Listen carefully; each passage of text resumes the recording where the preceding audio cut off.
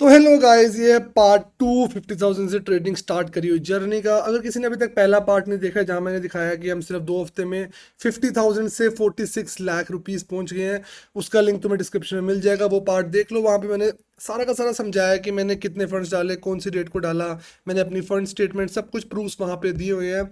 आज के दिन हम सिर्फ बात करने वाले हैं एनालिसिस की कि ये जो ट्रेड्स मैंने लिए ये एक्चुअल में मैंने क्यों प्लान करे और कैसे मैं सिर्फ 3 से 4 हफ्तों में 50,000 के कैपिटल से 1.2 करोड़ के प्रॉफिट में बैठा हूँ।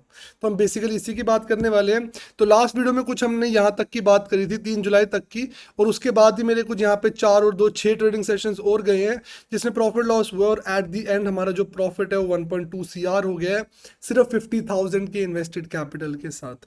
तो मेक श्योर तुम पहला पार्ट जाके चेक करो, वहां पे तुम्हें मेरी फंड स्टेटमेंट सब कुछ दिख जाएगा।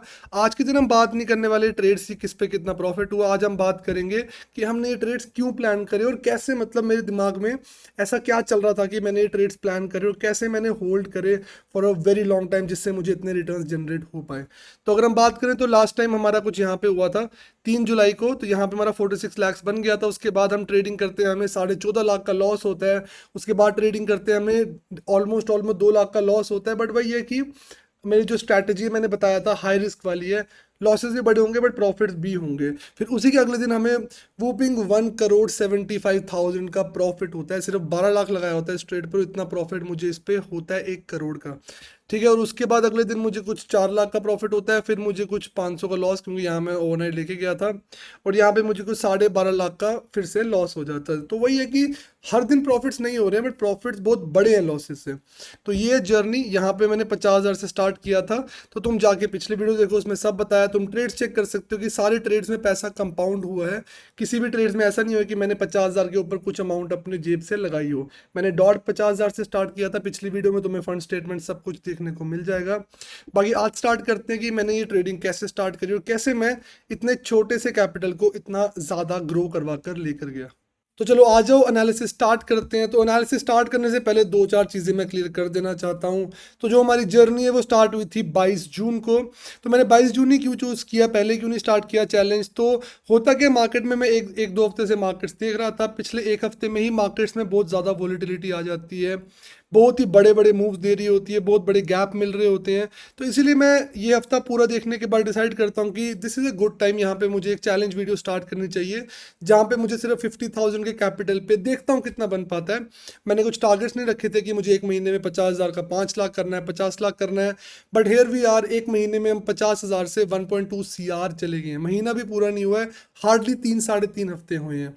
तो ये था 22 तारीख। ये मैंने स्टार्ट इसलिए किया क्योंकि वोलेटिलिटी बढ़ रही थी। ये थी पहली चीज़। और दूसरी चीज़ अगर मैं क्लियर कर देना चाहूँ तो हम जो सारे एनालिसिस है वो निफ्टी पे करने वाले हैं। तुम अगर मेरी PNL शीट देखो तो वहाँ पे तुम देखोगे कि सेंसेक्स पर भी ट्रेड लिए गए हैं। तो काफ़ी लोग पूछते हैं कि तुम निफ्टी का चार्ट दिखा के सेंसेक्स पे ट्रेड करते हो, तो उसको मैं क्लियर कर देना चाहता हूँ कि सेंसेक्स और निफ्टी सेम ही चार्ट्स हैं। उन दोनों के इंडेक्स में जो स्टॉक्स हैं वो सेम है ऑलमोस्ट। तो ये दोनों आइडेंटिकल्स ही इंस्ट्रूमेंट्स हैं। तो मुझे निफ्टी के लेवल ज़्यादा अच्छे से समझ आते हैं, तो मैं निफ्टी को देखते हुए सेंसेक्स में भी ट्रेड प्लान कर लेता हूँ। ट्रेड पूरा का पूरा सेंस मतलब निफ्टी में ही प्लान होता है, बस जो ऑप्शन है वो सेंसेक्स का बाय कर लेता हूँ क्योंकि उसकी एक्सपायरी पास होती है, तो रिस्क टू रिवॉर्ड ज़्यादा बढ़िया मिल जाता है उसमें। ठीक है, बाकी अगर हम बात करें ट्रेडिंग स्टाइल की, एक और चीज़ क्लियर करूँ कि मेरा जो ट्रेडिंग स्टाइल है वो मैं आपको बता दूं कि is a high risk high reward things. मैं अपने विनर्स को होल्ड करता हूँ जब तक, मतलब कि वो मुझे मैक्सिमम रिटर्न नहीं दे देते, या फिर इंट्राडे में मुझे मार्केट में कुछ मैनिपुलेशन या फिर एक स्ट्रॉन्ग एनालिसिस व्यू नहीं मिलता है कि जो ट्रेड है जो मैंने होल्ड किया हुआ है अब उसकी मतलब थ्रेशोल्ड आ चुका है, इससे ज़्यादा वो ट्रेड नहीं चल सकता। जब तक मुझे ये 2-3 चीज़ों के सिग्नल नहीं मिलते हैं तब तक मैं ट्रेड को नहीं निकालता हूँ, और मैं अपने विनर्स को जितनी देर तक हो सके उतनी देर तक होल्ड करने की कोशिश पूरी करता हूँ। ठीक है, बाकी चलो अब स्टार्ट करते हैं एनालिसिस। बाकी अगर यहाँ पे देखा जाए तो मार्केट, मैं मंडे को स्टार्ट करता हूँ, मंडे को पैसा डालता हूँ। होता क्या, इससे पहले मार्केट ने बहुत ही इंसेन बुल रन दिया होता है और एक करेक्शन आना ज़रूरी है मार्केट में। ठीक है, एक गैप डाउन सडन मिलता है बट वो गैप डाउन सिर्फ सस्टेन करता है और नीचे नहीं जाती है, सस्टेन करता है और अगले दिन फिर गैप अप मिल जाता है। तो इस एनालिसिस व्यू से मुझे एक चीज़ समझ में आती है कि मार्केट्स को भी और ज़्यादा करेक्ट होना है। अगर इतने बड़े गैप डाउन के बाद मार्केट्स को ऊपर जाना होता है ना, तो उसको ये हाई जो है ये वन वे तोड़ देना चाहिए। अगर वन वे तोड़ पा रहा है तो ही मार्केट जो है वो अपसाइड का ट्रेंड चालू रखना चाहती है। अगर इतने बड़े गैप डाउन के बाद भी मार्केट यहाँ पे स्ट्रगल कर रही है तो मुझे यहाँ पे बाय साइड प्लान नहीं करना है। तो होता क्या, यहाँ मैं एक ट्रेड लगाता हूँ 50,000 पे इस सेलिंग पे, क्योंकि मार्केट जो है यहाँ पे स्लो होती है। अगर तुम ध्यान से देखो ना तो मार्केट्स क्या होती है, मार्केट्स यहाँ पे स्लो होती है और रिजेक्शन ले रही होती हैं। तो मैं यहाँ पे एक सेल प्लान करता हूँ जो कि इवेंचुअली फेल हो जाता है, क्योंकि मार्केट ऊपर आती है और साइडवेज हो जाती है। तो रिमेंबर, मैं कभी भी जो एसएल्स है वो मैं लेता हूँ एक पॉइंट पे, बट मैं उसको स्पेस देता हूँ ब्रीथ करने के लिए। टाइट एसएल्स पे नहीं खेलता हूँ क्योंकि मेरा रिस्क टू रिवॉर्ड बहुत हाई है। तो मैं अच्छे खासे रिस्क लेता हूँ और एसएल्स को टाइम देता हूँ ब्रीथ करने के लिए। अब होता है कि यहाँ जो मार्केट है हाई को क्रॉस करके यहाँ साइडवेज हो जाती है। तो ट्रेड में अब साइडवेज होने के बाद कहीं पर भी वर्स्ट आउट हो सकता है, मार्केट जो है वो नीचे भी गिर सकती है, मार्केट वो वापस से ऊपर का ट्रेंड भी पकड़ सकती है। तो इसीलिए मैं इस साइडवेज मार्केट में ट्रेड को निकालता हूँ और फिर मैं यहाँ पर कुछ है कि 4-4.5 हज़ार का लॉस लेता हूँ 50,000 के कैपिटल पे। फिर मैं वेट करता हूँ काफ़ी टाइम, और यहाँ पे क्या होता है, साइडवेज के बाद भी ये हाइज नहीं टूट पाते हैं। अगर ये हाइज टूट जाते तो मैं बाय साइड क्या ही प्लान करता, क्योंकि एनालिसिस वाइज ये हाइज टूटने के बाद मार्केट्स को ऊपर पुश करना चाहिए। बट होता क्या है, मार्केट्स इस हाइज को क्रॉस नहीं कर पाती हैं और मार्केट यहाँ साइडवेज होने के बाद वापस से रिजेक्शन लेने लग जाती हैं। तो जब मार्केट वापस से रिजेक्शन ले रही होती है, यहाँ पे मैं एक और ट्रेड लेता हूँ सेल का, कुछ 45,000 लगाता हूँ, उस पर ठीक ठाक प्रॉफिट में क्लोज करता हूँ। अब होता क्या, उसको मैं ले जाता हूँ ओवरनाइट। तो मैंने पहले ही बताया, अनलेस एंड अनटिल इंट्राडे पे मुझे कुछ एनालिसिस दिखते नहीं है कि यहाँ पे रिवर्सल आ सकता है या फिर बाय हो सकता है, मैं इस ट्रेड को होल्ड रखूंगा। तो मार्केट का स्ट्रक्चर बहुत ही प्यारा था, साइडवेज होकर रिजेक्शन, फिर पुल बैक और फिर रिजेक्शन। तो मार्केट का सेल साइड पे जाने का काफ़ी ज़्यादा मूड दिख रहा था, चार्ट प्राइस एक्शन सब कुछ इंडिकेट कर रहा था कि मार्केट्स को और ज़्यादा गिरना है यहाँ से। तो मैं ट्रेड को होल्ड रखता हूँ। अगले दिन मार्केट ऊपर खुलते हैं, यहाँ पे हल्का सा लॉस चल रहा होता है, बट जो मेरा एसएल होता है वो इन हाइस के ऊपर होता है। अगर ये वाले हाइस क्रॉस हो जाते तो मैं इस ट्रेड को निकाल देता, बट ऐसा नहीं हुआ। तो मैं ट्रेड को होल्ड रखता हूँ और यहाँ पे बहुत ही इनसेन सेलिंग आती है और सेलिंग में पूरी की पूरी होल्ड रखता हूँ, अनलेस एंड अनटिल मैंने बताया था कुछ लेवल्स या कुछ मैनिपुलेशन हो। तो मेरे जो एंड टारगेट्स होते हैं इस ट्रेड पे कि अगर ये जो लो है, अगर ये लो मैनिपुलेट होके ऊपर की साइड मार्केट जाती दिखेगी तो मैं ट्रेड से निकल जाऊंगा। तो जो पूरा सेल था ये हाइस को क्रॉस नहीं कर पा रहा था, फिर यहाँ पे हाई बना, जैसे ही हाई क्रॉस हुआ मैंने यहाँ कहीं पे ट्रेड को एग्जिट किया और इस ट्रेड से मेरा 50,000 का कैपिटल सिर्फ 2 दिन में ऑलमोस्ट 2 लाख रुपए पहुंच गया था। तो this was the first trade. समझ में आ गया ना क्यों प्लान करा और यहाँ पे क्यों एग्जिट करा, क्योंकि मार्केट एक स्ट्रक्चर में गिर रही थी, जैसे ही पिछला हाई टूटेगा मुझे ट्रेड से निकलना पड़ेगा। तो होल्ड करने में दिक्कत नहीं, विनर्स को होल्ड करो, बट ब्लाइंडली होल्ड मत करो विनर्स को। विनर्स को चलने दो, बट एक एसएल और प्रॉपर ट्रेलिंग एसएल के साथ होल्ड करो, ताकि तुम्हें मतलब प्रॉफिट्स मैक्सिमाइज हो। ऐसा ना हो कि तुम्हारा जो प्रॉफिट है वो सारा का सारा कन्वर्ट होकर लॉस में हो जाए, ठीक है। तो यहाँ पे निकालता हूँ, फिर मैं 3 बजे का वेट करता हूँ। अब 3 बजे क्या होता है, 3 बजे यहाँ पे आती है बारी सेलिंग। अब सीन क्या है, अगर तुम चार्ट देखो निफ्टी के, इतने लंबे सेल के बाद 3 बजे और सेल आने की नीड नहीं थी, अनलेस एंड अनटिल मार्केट्स को मैनिपुलेट करके ऊपर जाना हो। तो 3 बजे आता है बहुत ही फास्ट सेलिंग। अगर ये 3 बजे सेलिंग नहीं आती, मार्केट यहाँ पे साइडवेज रहती, तो मैं ज़रूर से एक सेल प्लान करता। बट 3 बजे इतनी तेज सेलिंग के बाद मुझे काफ़ी ज़्यादा श्योरिटी हो जाती है प्राइस एक्शन में कि मार्केट सिर्फ मैनिपुलेशन का मूव दे रही है। अब ये जो मुझे समझ में आ रहा है प्राइस एक्शन, ये सब कुछ एक्सपीरियंस है। मैं पिछले 5 साल से निफ्टी के चार्ट को एवरी सिंगल डे देखता आ रहा हूँ। तो ये सब चीज़ें समझ में तभी आती हैं जब तुम एक मार्केट को, एक इंस्ट्रूमेंट को बहुत ज़्यादा टाइम दो। समझ रहे हो। तो जितना तुम टाइम दोगे एक इंस्ट्रूमेंट को, उतना ही तुम्हें उन इंस्ट्रूमेंट के प्राइस एक्शन को समझ में आएगा। तो ये 3 बजे के बाद की मैनिपुलेशन मुझे समझ में आती है कि मार्केट्स और नीचे नहीं जाना चाहती। मैं यहाँ पे कहीं पे कॉल लेके जाता हूँ और उस कॉल को मैं अगले दिन ओवरनाइट ले जाता हूँ, ठीक है। अब होता है यहाँ पे 2 लाख में पूरा इन कर देता हूँ। अब सीन क्या है कि मेरा चैलेंज अकाउंट था, तो मैं जितना प्रॉफिट बना रहा था मैं उस सारे के सारे प्रॉफिट्स को वापस से मार्केट्स में इंड्यूस करता जा रहा था, ठीक है। अब होता है यहाँ मैं कॉल लेके जाता हूँ, तो मैं समझ में आया क्योंकि 3 बजे एक बहुत फास्ट सेलिंग आई थी, मैनिपुलेशन का पूरा स्ट्रक्चर बना हुआ था और वो जो मार्केट है वो अगले दिन बढ़िया ऊपर जाती है। अब होता क्या है कि मार्केट बढ़िया ऊपर जाती है और लेट ओवर में करेक्शन भी आ जाती है। अब ये लेट ओवर करेक्शन मुझे और इंडिकेट करती है, प्राइस एक्शन पूरा बताता है कि अगले दिन एक और गैप अप मिल सकता है।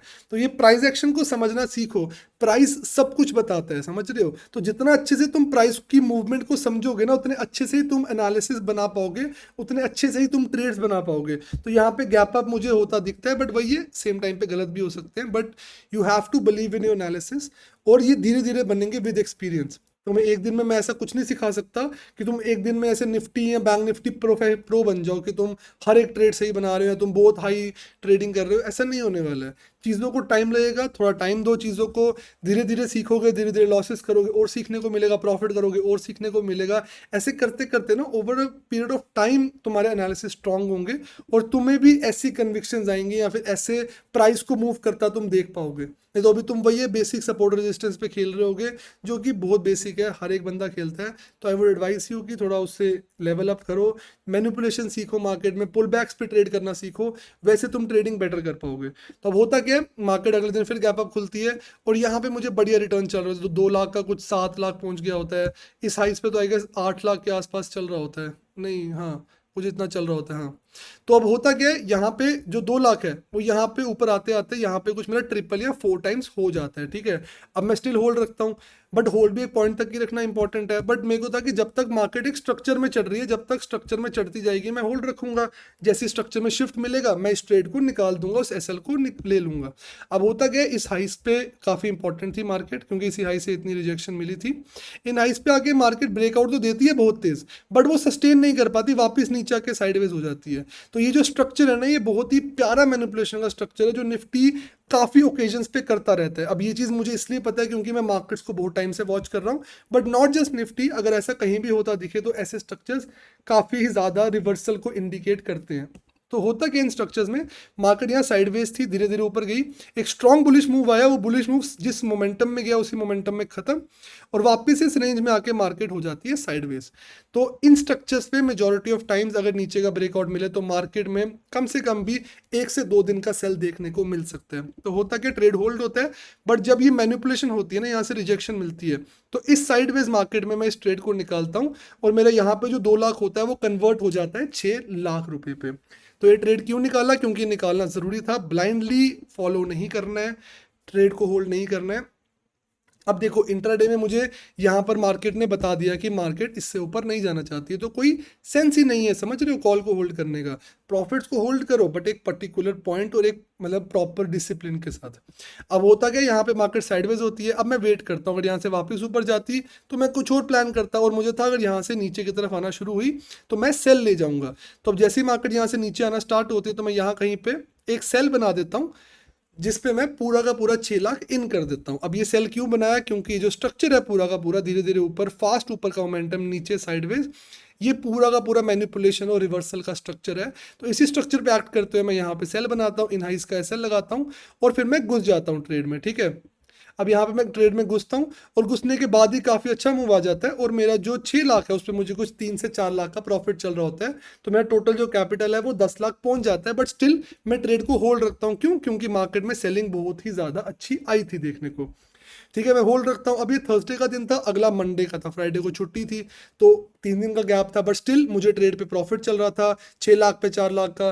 तो मेरी जो सब कुछ था, रिस्क मैनेजमेंट सब कुछ सेफ था, तो मुझे होल्ड करने में कोई इशू नहीं था। वहीं पर अगर ये ट्रेड कॉस्ट टू कॉस्ट होता तो मैं वीकेंड पे ओवरनाइट नहीं लेके जाता, सॉर्ट ऑफ अवॉइड ही करता हूँ वीकेंड पे ओवरनाइट, क्योंकि वीकेंड पे न्यूज़ भी बहुत सारी आ सकती है, वीकेंड पे कुछ भी मतलब ऊपर नीचे हो सकता है, तो यू आर नेवर श्योर कि क्या हो सकता है। बट यहाँ पे मैं प्रॉफिट में था काफ़ी ज़्यादा, तो मैं प्रॉफिट ही रिस्क कर रहा था मेजरली, तो आई वाज लाइक चले जाते हैं, ठीक है। तो मैं सेल लेता हूँ। अब ये सेल जो है यहाँ थोड़ी टाइम पास करता है, मैनिपुलेशंस करता है, बट मेरे को था कि ये वाला जो लेवल है ना, यहाँ से देखो काफ़ी बढ़िया रिजेक्शन मिली थी इन लेवल से ना, तो ये जोन था, अगर इन जोन के ऊपर आके मार्केट सस्टेन करती तो मैं निकल जाता।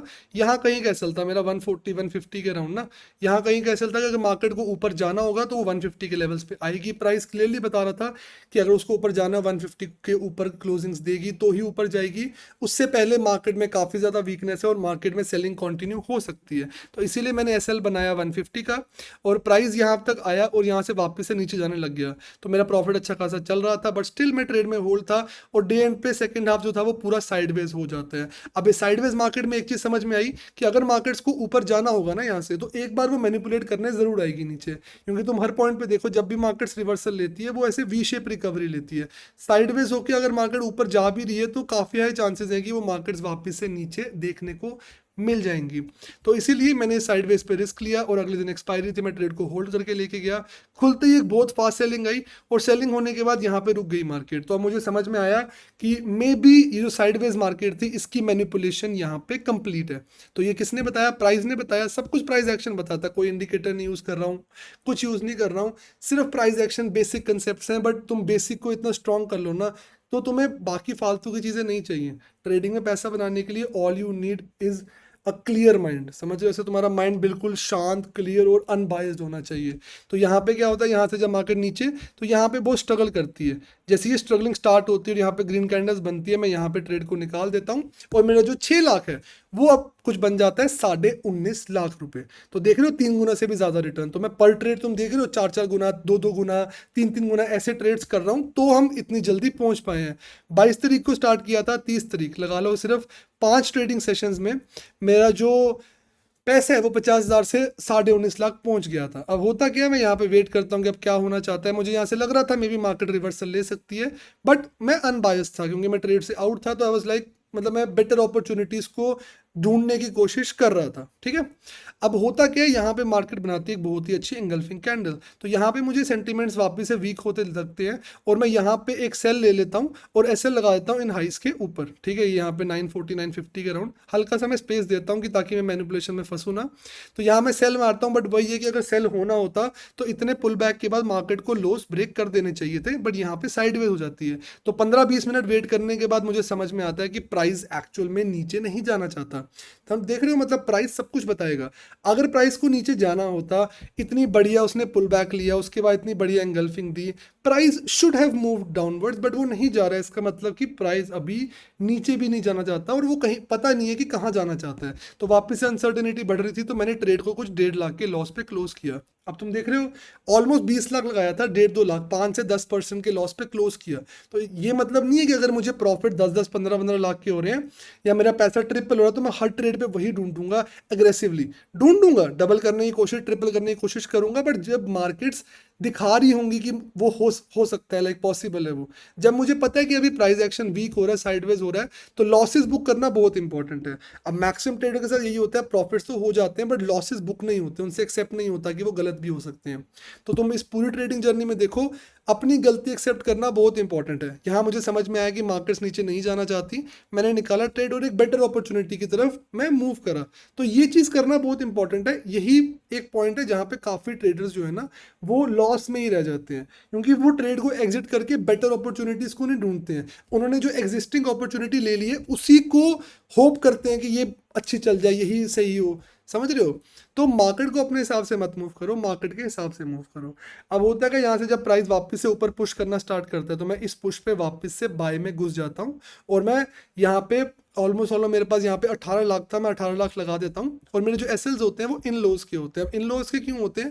क्योंकि जिस हिसाब का मार्केट का प्राइस एक्शन था, मे भी इन लोज के पास आके मार्केट घूम सकती थी और एक्चुअल में बाद में ऐसा हुआ, नीचे की तरफ आई भी। बट मेरा एसएल यहाँ कहीं का था 800 के अराउंड का, 800 से 750 के बीच था।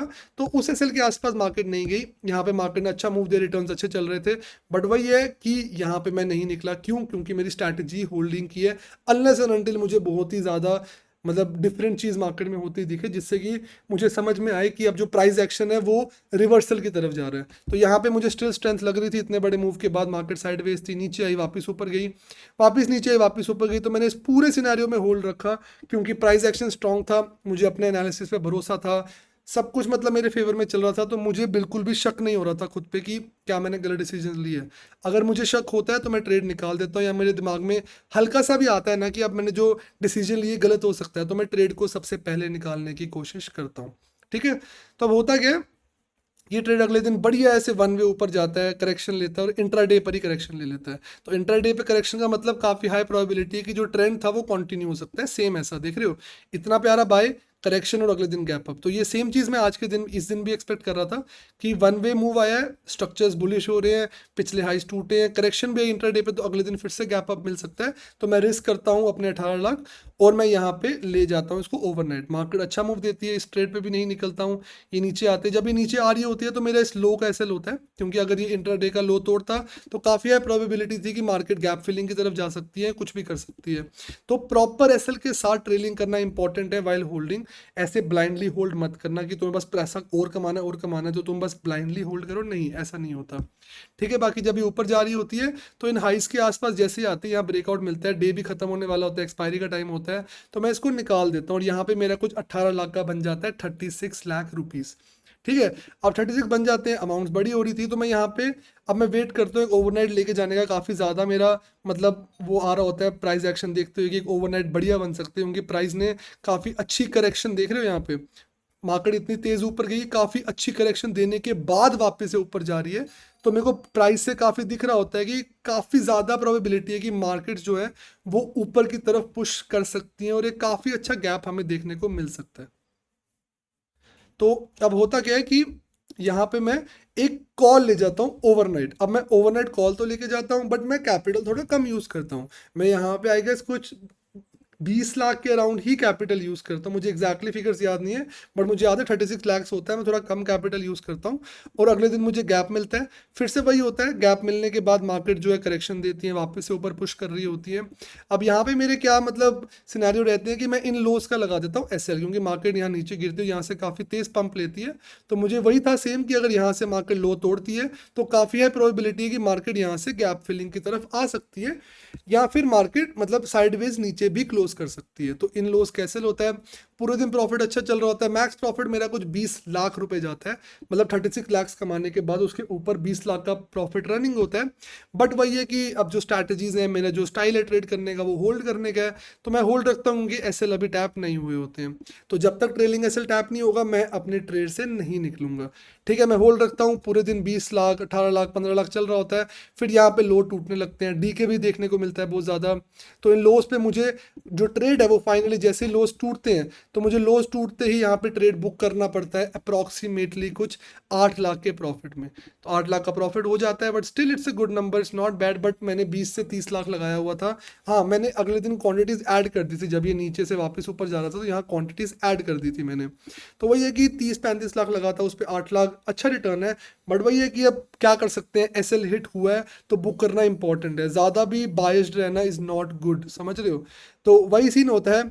अब यहाँ पे जो ट्रेड है उस ट्रेड को मैं यहाँ पे निकालता हूँ, फिर मुझे सेलिंग साइड पे काफ़ी अच्छी अपॉर्चुनिटी देखने को मिलती है, तो मैं एक स्कैल्प बना लेता हूँ और ये जो डे है ये मैं एंड कर देता हूँ 10 लाख के प्रॉफिट पे। तो यहीं पे 2 हफ्ते हमारे खत्म हो जाते हैं। यहाँ पे तुम देखो इन 2 हफ्तों की हमने पिछले वीक में भी बात करी थी, यहीं पे 2 हफ्ते खत्म हो जाते हैं और जो हमारा कैपिटल है वो 50,000 से पहुंच जाता है 46 लाख रुपीस। तो अब तुम्हें समझ में आ रहा है कि मैंने ट्रेड्स क्यों प्लान करे, कैसे प्लान करे, एसएल्स भी ट्रेल करता हूँ प्रॉपरली, ट्रेड्स जब नहीं चलते दिखते तो उनको एग्जिट भी करना इंपॉर्टेंट है। तो सब चीज़ें समझना बहुत ज़्यादा ज़रूरी है मार्केट में ना। एक ही चीज़ पे से तुम बायस्ड रहोगे तो पैसा बनाना बहुत ज़्यादा मुश्किल हो जाएगा, समझ रहे हो। तो बाकी इसके बाद क्या होता है, अब इसके बाद आते हैं मेरे थोड़े लूजिंग ट्रेड्स। ठीक है, अभी तक तो मैं सिर्फ प्रॉफिट वाले ट्रेड देखे थे, लॉसेस छोटे थे। इसके बाद आता है मेरा एक काफ़ी मेजर प्रॉफिट मतलब लॉस। अब इसके बाद जो मैं कैपिटल यूज़ करता हूँ मैं कुछ 28 लाख ही यूज़ करता हूँ, क्योंकि 46 था। अब थोड़ा सा कैपिटल मुझे बैकअप के रखना इंपॉर्टेंट था, तभी मतलब वाइज डिसीजन लेना इंपॉर्टेंट है। ऐसा नहीं है कि 50 का मैंने 40 लाख बना दिया, पूरा 40 का 40 रिस्क करूँ, नहीं। थोड़ा कैपिटल कम करूंगा ताकि, क्योंकि मुझे पता है कि इतने ज़्यादा विनिंग स्ट्रीक के बाद एक करेक्शन वीक आती आती, 1-2 ट्रेड्स आते हैं जब मार्केट्स फेवर नहीं करती हैं, जब चीज़ें वर्क नहीं कर रही होती, तभी मैंने कैपिटल थोड़ा सा कम कर दिया ताकि अगर मुझे लॉस भी हो बहुत ज़्यादा बड़ा ना हो अगेंस्ट द टोटल प्रॉफिट। अब होता है यहाँ पे मार्केट जो है इतना ज़्यादा बीरिश क्लोजिंग देती है, वीकेंड होता है, तो यहाँ पे मुझे प्राइस एक्शन वाइज लग रहा होता है, लाइक मेरे एनालिसिस वाइज लग रहा होता है कि मार्केट यहाँ से और ज़्यादा करेक्शन दे सकती है और ये वाला गैप फिलिंग की तरफ आ सकती है मार्केट्स। ठीक है, तो अब होता है अगले दिन मार्केट्स गैप अप देती हैं, ऊपर की तरफ पुश करती हैं, और जब यहाँ से सेलिंग मिल रही होती है ना, मैं काफ़ी अग्रेसिवली मार्केट में सेल प्लान कर लेता हूँ और मैं यहाँ पे ले जाता हूँ पुट। ठीक है, पुट लेता हूँ, बट वो ये कि वो पुट लॉस लॉस लॉस मेरा इन हाइस के ऊपर एसएल होता है। मतलब यहाँ कहेंगे कि अगर 400 के अराउंड आके मार्केट साइडवेज हो जाती है तो मुझे ट्रेड से निकलना ज़रूरी है। बट वही है कि सुबह सुबह प्राइस एक्शन में वोलेटिलिटी इतनी हाई होती है कि सिर्फ आधा एक घंटा होल्ड करने के बाद ही मुझे काफ़ी ज़्यादा लॉस हो जाता है। तो यहाँ मैंने 28 लाख लगाया हुआ था, मार्केट ऊपर ऊपर जा रही थी, आई वॉज वेटिंग कि एक पुल बैक नीचे का या करेक्शन कुछ आए जहाँ पे मैं लॉसेस को मिनिमाइज करके ट्रेड से निकल सकूं, बट ऐसा नहीं हो पाता है, मार्केट साइडवेज हो जाती है। तो जब ये वाला पॉइंट था ना 11-12 बजे के आसपास भी मार्केट साइडवेज रहती है, तो मुझे समझ में आता है कि जो प्राइस है वो एक्चुअल में नीचे अभी फॉल नहीं करना चाहता है, मे बी बाद में फॉल करे, बट अभी मार्केट में सिनेरियोज नहीं है। अब एज अ ऑप्शन बायर तुम्हें हमेशा करंट सिनेरियोज देखने हैं, मार्केट के बाद में कुछ भी हो सकता है, बट तुम्हें करंट सिनेरियोज देखना बहुत ही ज़्यादा इंपॉर्टेंट है मार्केट में, क्योंकि डीके पड़ता है बहुत ज़्यादा। तो यहाँ मैं निकालता हूँ ट्रेड को, फिर मैं वेट करता हूँ और पुल बैक आता है, और पुल बैक के बाद मैं यहाँ पे कॉल ले जाता हूँ ओवरनाइट। अब कॉल लेके जाता हूँ, अब यहाँ पे मैं लॉस कितना बुक करता हूँ, यहाँ मैं 28 लाख पे कुछ 12 लाख रुपए का लॉस बुक बुक करता हूँ, ठीक है। 12 लाख उड़ा, कुछ 30% के अराउंड एसएल बचा, बट कोई बात नहीं, ठीक है, इतना पैसा बनाया, एसएल भी तो आएंगे ना, बिना एसएल के इतना पैसा नहीं बन सकता। अगर मैं एक बार ही एसएल लेने से चूक जाऊंगा, क्या पता मेरा पूरा का पूरा कैपिटल ही उड़ जाएगा, ठीक है। अब यहाँ मैंने एसएल लिया, इसके बाद यहाँ मैं ट्रेड लेके गया, अगले दिन ये अच्छे खासे बुलिश मूव पे मुझे ऑलमोस्ट लॉस रिकवर था, मेरा 12 में से ऑलमोस्ट 9-10 के राउंड रिकवर हो गया था। बट वही है, जब तक मार्केट स्ट्रक्चर में थी तब तक मेरा होल्ड करने का पूरा मूड था। अगर मार्केट में स्ट्रक्चर टूटता दिखता तो हम मार्केट में कुछ और प्लान करते, क्योंकि यहाँ देखो ये लोज बने थे, लोज लोज लोज, तो मार्केट एक हायर लोज का पैटर्न बना रही थी और उसी पे कॉन्टिन्यूसली चली जा रही थी, तो मेरा ये ट्रेड होल्ड था। फिर होता क्या है मार्केट में, उसके बाद मिलता है हमें रिजेक्शन। जैसे रिजेक्शन मिलते हैं, ये लोज टूटते हैं, यहाँ पे आके मार्केट साइडवेज होती है, तो तब मुझे समझ में आता है कि अब मार्केट्स ऊपर नहीं जाना चाहती, ऊपर जाना होता, मार्केट सस्टेन कर सकती थी ऊपर, या फिर एक बड़ी मैनिपुलेशन के बाद मार्केट में बुलिश मूव आना चाहिए था, क्योंकि यहाँ पे काफ़ी लोग ट्रैप हुए होंगे।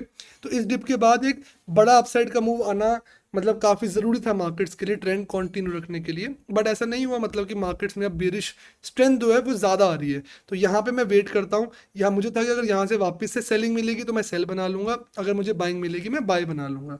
बट वही है, यहाँ पे मुझे मैंने कहा, मैंने यहाँ पे कॉस्ट टू कॉस्ट के आसपास एसएल रखा था, बट मुझे थोड़ा सा ऊपर नीचे होने की वजह से कुछ मैंने यहाँ पे 14-14.5 लाख लगाया था, उस पर मुझे आई गेस कुछ 1.5 से 2 लाख का लॉस हुआ। तो मेरा इस एसएल के बाद जो कैपिटल है वो 12 लाख बच गया था। प्रॉफिट्स 46 था, 46 लाख पे 12 का लॉस किया, तो भी हमारे पास 34 बचा होना चाहिए। बट वही मैंने बताया कि मैंने कुछ कैपिटल को बैकअप रखा था, अगर बाई चांस मुझे ज़्यादा बड़ा लॉस होता है, इस 12 में भी मेरा 6-7 लाख चला जाता, तो मैं उस कैपिटल को वापस से लाता मार्केट में और मैं इस चैलेंज को कंटिन्यू रखता, बट वो रिक्वायर्ड नहीं था, क्योंकि यहाँ पे 12 लाख अभी मेरे पास बचा हुआ था। बाकी मैं यहाँ पे सेल प्लान करता हूँ, वो इंट्राडे में काफ़ी अच्छे मतलब मूव आ जाता है, और मेरा उसी दिन 12 के ऊपर कुछ 10-11 लाख का प्रॉफिट चल रहा होता है, जिससे मेरा पिछला लॉस भी रिकवर हो जाता है। तो मैं इस ट्रेड को ले जाता हूँ ओवरनाइट, क्योंकि मार्केट में इंट्राडे पे काफ़ी अच्छी सेलिंग मिली थी, एंड इतने बड़े बुलिश मूव के बाद अगर सेलिंग मिल रही है, मतलब कि markets want to correct themselves, और करेक्शन आएगी मार्केट में, तो करेक्शन के लिए मैंने ट्रेड होल्ड किया अगले दिन। अब अगले दिन क्या होता है, मार्केट्स देती हैं डाउन साइड का मूव। अब सेम सीन था, इस दिन भी क्या हुआ था, मैंने यहाँ पे गैप डाउन खुली, ऊपर आया, तो इस हाइस के ऊपर मैंने ऐसा लगा दिया था, तो इन हाइस के ऊपर मैंने 320-330 पे लगाया था, क्योंकि मैंने बताया था कि मैं मैनिपुलेशन के लिए भी स्पेस देता हूँ ब्रीथ करने के लिए। मैं डॉट हाइस पे एसएल नहीं लगाता हूँ, मैं थोड़ी सी स्पेस देता हूँ, ताकि अगर मैनिपुलेशन भी हो रही है मार्केट में तो उसमें मैं टेक आउट ना हूँ, ठीक है। तो मैंने इस हाई के कुछ 30-40 पॉइंट ऊपर एसएल लगाया हुआ था, एंड वही होता है, मार्केट्स खुलती हैं, नीचे आती हैं, ऊपर जाती है, नीचे आती हैं, एंड इतना प्यारा नीचे आ रही होती है, तो मैं होल्ड रखता हूँ ट्रेड को। फिर फाइनली यहाँ पे न्यूज़ आ जाती है, ट्रम्प ट्वीट्स कर देता है, स्टेटमेंट्स आ जाती हैं, जिसकी वजह से मार्केट में बहुत ज़्यादा बीरिशनेस हो जाती है। बट वही न्यूज़ जो आती है वो स्ट्रक्चर के हिसाब से ही आती है, कभी कभी वंस इन अ वाइल बहुत रेयर आ जाती हैं, बट वही है, न्यूज़ फेवर्ड अस, न्यूज़ पे इतना बढ़िया सेल मिलता है, और ये सेल मैं पूरा का पूरा होल्ड रखता हूँ। मैं ट्रेल करता हूँ कि जैसे ही मार्केट में रिवर्सल आएगा मैं निकल जाऊँगा, जैसे मार्केट में ये सेल आता है मेरा एसएल यहाँ पे जाता है, अगली कैंडल बनती है एसएल यहाँ यहाँ यहाँ यहाँ, तो मैं एग्रेसिवली एसएल्स को जो है वो ट्रेल करता रहता हूँ। अब देखो मैक्सिमम लोगों के साथ क्या होगा, इतना बड़ा मूव मिले वो यहाँ पे निकलेंगे, यहाँ पे निकलेंगे, यहाँ पे निकलेंगे, बट मैंने एक वाइज डिसीजन लिया, मैं एसएल्स को ट्रेल करता गया रादर देन प्रॉफिट्स को बुक करने में, क्योंकि एसएल को ट्रेल करना बेटर है, हल्का सा कम प्रॉफिट हो जाएगा, बट प्रोबेबिलिटी ज़्यादा है कि अगर ऐसा दिन मिला जिस दिन वन वे मार्केट जाई जा रही है, तो हम मैक्सिमम रिटर्न्स जो है वो निकाल सकते हैं मार्केट से, ठीक है। तो यहाँ पे इतना बड़ा सेलिंग पे मूव आता है, मैं पूरा होल्ड रखता हूँ, और जो एंड टारगेट्स होते हैं वो एक्चुअली मेरे इसी लोस के आसपास के होते हैं। मैंने तुम्हें बताया था ना कि ये लो इंपॉर्टेंट है मार्केट के, तभी यहाँ पे ऐसा लगाया था।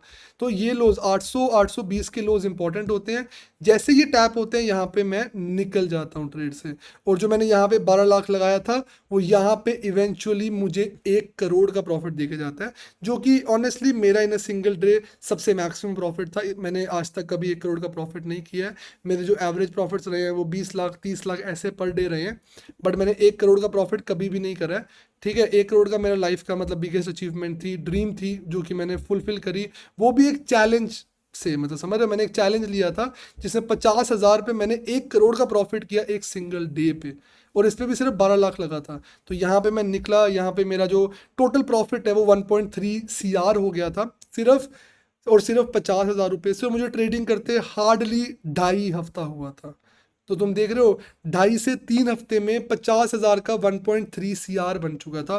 क्यों? क्योंकि प्राइस एक्शन को समझा, एसएल्स प्रॉपरली टाइमली लिए, ट्रेड्स अच्छे प्लान करे, जब सब कुछ सही प्लान करा तो प्रॉफिट्स तो होने ही थे। फिर अब इसके बाद क्या होता है, इसके बाद मैं लेता हूँ एक नया ट्रेड। जब यहाँ से इतनी ज़्यादा सेलिंग आती है ना, तो इतनी ज़्यादा बड़ी सेलिंग के बाद एक पुल बैक आना तो बनता है मार्केट के लिए। और वैसे ही लेट मिनट भी मार्केट नीचे नीचे जाती रहती है, और ये जो करेक्शन लेती है इससे मुझे प्राइस एक्शन वाइज काफ़ी ज़्यादा मतलब सिग्नल्स मिलते हैं कि अब मार्केट एक पुल बैक ले सकती है। तो मैं इस दिन ले जाता हूँ कॉल। अब 1 करोड़ बन गया था। अब 1 करोड़ बनने का मतलब ये नहीं है कि मुझे पूरा का पूरा 1 करोड़ ही रिस्क करना है, तो मैं यहाँ पे सिर्फ 15 लाख ही लगा के जाता हूँ, ठीक है, क्योंकि ओवरनाइट थी, जस्ट इतना बड़ा प्रॉफिट हुआ था। तो समझ रहे हो, साइकोलॉजी खराब होने के चांसेस बहुत हाई थे इतने बड़े प्रॉफिट पे। तो उसको बचाने के लिए मैं सिर्फ 15 लाख की कॉल लेके जाता हूँ, ताकि अगर इस 15 लाख पे मुझे लॉस भी हो तो मेरे साइकोलॉजी को 1% भी फर्क ना पड़े, ठीक है। अब होता है यहाँ पे कॉल लेके जाता हूँ, जो कॉल अगले दिन गैप अप खुलती है, साइडवेज रहती है, प्रॉफिट थोड़ा बहुत चल रहा चल रहा चल रहा है, फिर मार्केट जो यहाँ से सेल ले लेती है। अब ये देखो, मार्केट ऊपर जाना चाहती थी, इस कैंडल ने भी बताया, बट नहीं जा पा रही थी, मतलब कि मार्केट के पास ऑर्डर्स नहीं है।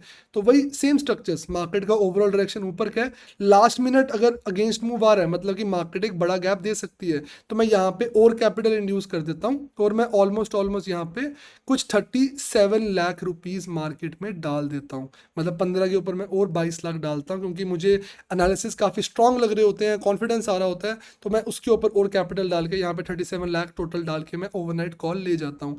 और वही होता है, नेक्स्ट डे बहुत ही प्यारा गैप अप मिलता है, जिस गैप अप के बाद जो मुझे प्रॉफिट है, इस 37 लाख रुपीज़ पे मुझे 33 लाख का प्रॉफिट चल रहा था। मतलब कि टोटल जो मैंने 37 लगाया था वो अब 70 लाख बन गया था। तो प्रॉफिट्स अलग चल रहे हैं, प्रॉफिट मैंने अभी यूज़ नहीं कर रहा पूरे, सिर्फ 37 लाख यूज़ करा 1 करोड़ के प्रॉफिट के बाद, एंड उसके ऊपर मुझे 33 लाख का प्रॉफिट चल रहा है। अब वही, जब तक इंट्राडे पे कुछ ना हो मैं ट्रेड नहीं निकालता हूँ। तो इंट्राडे पे स्ट्रक्चर इंटैक्ट थे और मार्केट में कॉन्फिडेंस हाई था ऊपर जाने का, तो मैं इस ट्रेड को ओवरनाइट ले जाता हूँ ओवर द वीकेंड। अब वीकेंड पे इसलिए लेके गया क्योंकि मुझे प्रॉफिट्स अच्छे खासे चल रहे थे।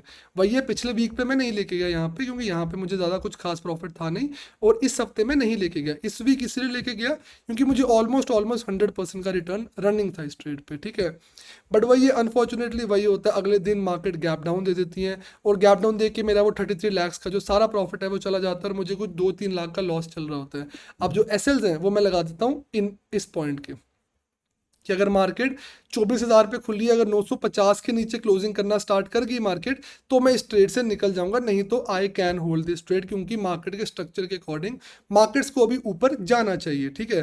तो वही होता है, यहाँ से मार्केट और ऊपर जाने की कोशिश करती है। अब जब यहाँ से फुल मैनिपुलेशन के ऊपर जाने की कोशिश करती है, तो एनालिसिस पूरा दिखा रहे होते हैं कि मार्केट ऊपर जाना चाहती थी, गैप डाउन मिला, गैप डाउन मिलकर सस्टेन तक नहीं हुआ, गैप डाउन 1 घंटा भी, और मार्केट वापस से ऊपर जा रही है। तो अब मैं और कैपिटल डाल लेता हूँ इस ट्रेड पे, और अब मेरा टोटल कैपिटल जो है वो 45 लाख रुपीज हो जाता है। इस पे 8 लाख और डाल लेता हूँ। तो देख रहे हो, लाइक नॉट इन जस्ट मैं लॉसेज में, I am not averaging, this is not average. ये मैंने तब एवरेज करे जब कॉस्ट टू कॉस्ट आया ट्रेड, समझ रहे हो। यहाँ पे भी जब एवरेज हुआ, यहाँ पे भी ट्रेड कॉस्ट टू कॉस्ट आया था, यहाँ पे भी एवरेज हुआ, कॉस्ट टू कॉस्ट आया था।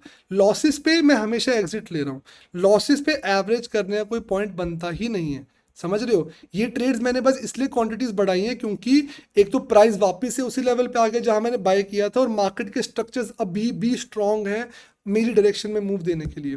तो इट्स जस्ट कि कॉन्फिडेंस ज़्यादा है, तो मैं कैपिटल बढ़ा रहा हूँ ताकि मेरा रिस्क भी बढ़े और इवेंचुअली मेरे रिवॉर्ड्स भी बढ़े मार्केट में। तो वही होता है, इससे काफ़ी बढ़िया मूव मिलता है ऊपर का। और मेरे को 45 लाख पे कुछ 55 लाख का प्रॉफिट चल रहा होता है। तो अगेन आफ्टर दिस 1.3 CR मेरे को और 50 लाख का प्रॉफिट चल रहा होता है। बट वही है, किस्मत में नहीं था ये प्रॉफिट, मैं फिर से होल्ड रखता हूँ। क्यों? क्योंकि मार्केट अभी भी स्ट्रक्चर में थी, देख रहे हो कहीं पर भी लोज नहीं टूटे थे, मार्केट पूरा स्ट्रक्चर में थी। और मेन चीज़ थी कि इतने बड़े गैप डाउन देने के बाद भी मार्केट ने इन हाइस को 2 बार तोड़ा था। तो यहाँ पे स्टिल मुझे बाय साइड का ही सीन लग रहा होता है, प्राइस इंडिकेटिव वो कर रहा होता है।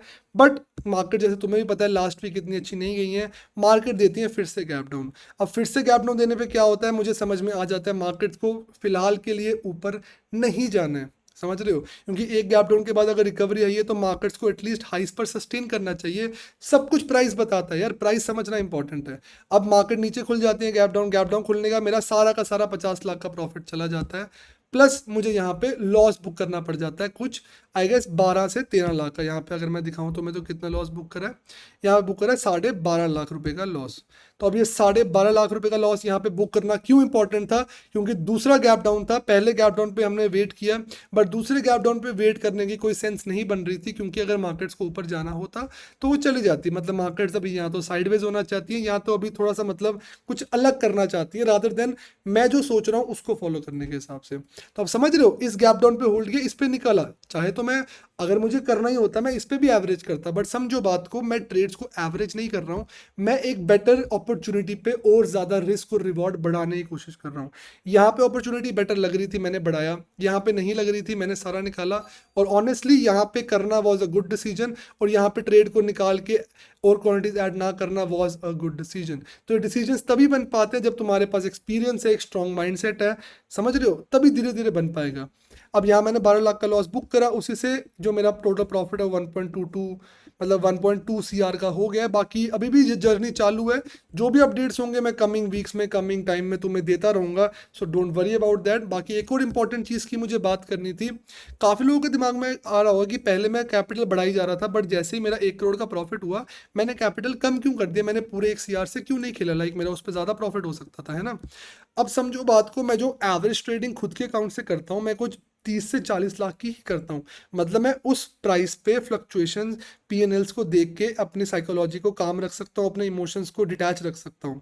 अब मैं अगर सडनली 1 करोड़ पे शिफ्ट हो जाता, तो काफ़ी हाई प्रोबेबिलिटीज थी कि प्रॉफिट या लॉस देख के मेरी साइकोलॉजी खराब होती, मेरे इमोशंस खराब होते। तो वही है, मैं हमेशा से साइकोलॉजी पर ही फोकस रखा है मैंने अपना। तो मेरे लिए सडनली 1 CR के कैपिटल पे जाना है, 1 CR के कैपिटल पे ट्रेड करना फीजिबल नहीं था, समझ रहे हो बात को। तो ये चीज़ें काफ़ी लोगों के साथ फेस होती होंगी कि वो इमोशंस को कंट्रोल नहीं कर पाते हैं, उनको डर लगता है, ग्रीड आता है, तो वो इसीलिए आता है क्योंकि वो अपने रिस्क से काफ़ी बड़े एपेटाइट वाले कैपिटल पे खेल रहे हैं। तो मैं तुम्हें भी ये एडवाइस करूंगा कि इतने बड़े कैपिटल पे मत प्ले करो, धीरे धीरे कैपिटल बढ़ाओ, ताकि धीरे धीरे तुम्हें प्रॉफिट्स हो। तो इससे क्या होगा, तुम्हारी साइकोलॉजी सही रहेगी और प्रॉफिट्स होने की प्रोबेबिलिटी भी बढ़ेगी। बाकी अगर तुमने पहला पार्ट नहीं देखा अभी, वो जाके देख लो, उसमें से पिछला मैंने बताया है, उसमें मैंने प्रूफ्स बताए हैं, सब बताया कि मैंने किस किस दिन कैसे कैसे क्या किया। बस चार्ट एनालिसिस नहीं थे, चार्ट एनालिसिस मैंने अभी बताए हैं। बाकी आई होप वीडियो थोड़ी लंबी होगी, बट आई होप तुम्हें ये वीडियो अच्छी लगी होगी। अगर ये वीडियो पसंद आई है तो लाइक करना यार, प्लीज़ सपोर्ट अस। तुम सपोर्ट दिखाओगे तो मैं ऐसा ही मतलब और ज़्यादा अच्छा कंटेंट लाता रहूँगा। Thank you guys.